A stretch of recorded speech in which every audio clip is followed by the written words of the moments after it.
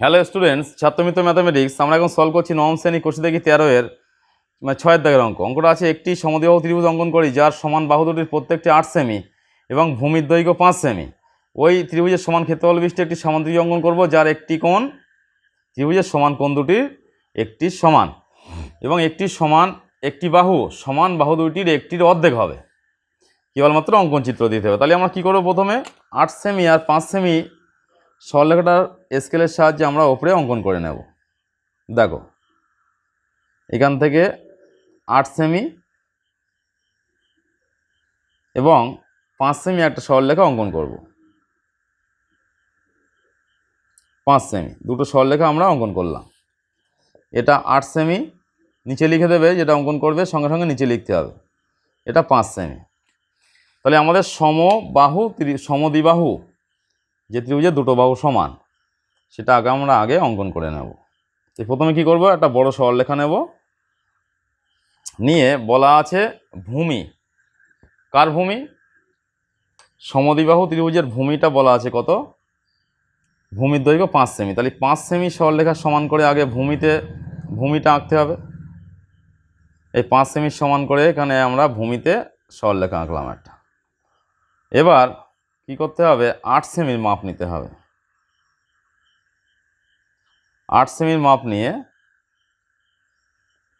এখান থেকে আমরা কেটে নিলাম, একইভাবে এখান থেকে কেটে নিলাম, নিয়ে আমরা এ দুটোকে যোগ করে দেব। তো এই উপরের সরলরেখাটা পেয়ে যাচ্ছি আমরা 8 সেমি, বলা আছে সমান বাহু দুটির প্রত্যেকটি 8 সেমি। এখান থেকেও যোগ করে দিচ্ছি, এটা 8 সেমি। তাহলে এখানে নিচেরটা আছে 5 সেমি, এটা আছে 8 সেমি। এবার বলা আছে ওই ত্রিভুজের সমান ক্ষেত্রফল বিশিষ্ট সামুদ্রিক অঙ্কন করতে হবে যার একটি কোণ ত্রিভুজের সমান কোণ দুটির একটি সমান। তাহলে একই নিয়ম অনুযায়ী আমরা আগে এখানে এটার নাম দিয়ে দিই এবিসি। বিসি সরলরেখাটাকে আমরা আগে সমদ্বিখণ্ডিত করব। বিসি বাহুটাকে সমদ্বিখণ্ডিত করে নিচ্ছি আগে।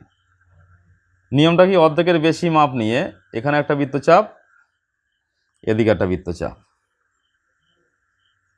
এদিকে মাপ নিয়ে এদিকেও একটা বৃত্তচাপ, এখানে একটা বৃত্তচাপ, এই দুটো পরস্পর যোগ করে দেব।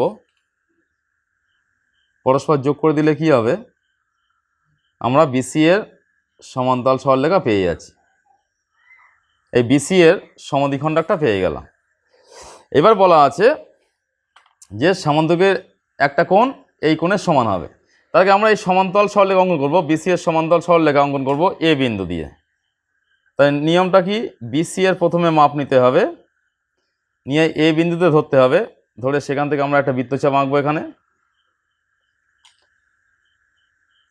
এবার যেহেতু ডান দিকে আঁকা হচ্ছে, তাহলে বাম দিকের এই সরলরেখাটার মাপ নিতে হবে, নিয়ে এখানে ধরে একটা বৃত্তচাপ অঙ্কন করতে হবে,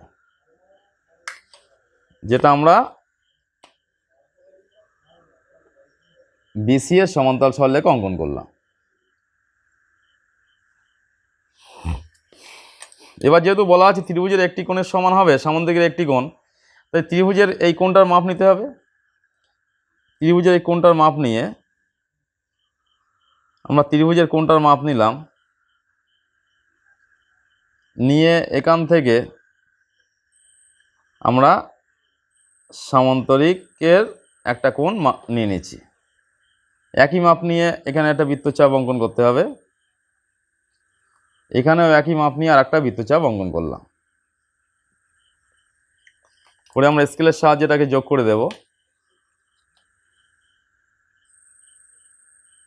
যেটা আমাদের সামান্তরিকের একটা কোণ এবং একটি বাহু সমান বাহু দুটির একটির এবং একটি বাহু সমান বাহু দুইটির একটির অর্ধেক। তাহলে সামান্তরিকের আর একটা বাহু কী হবে, এবার কী হলো, এইটা একটা সামান্তরিকের বাহু পেয়ে গেছি।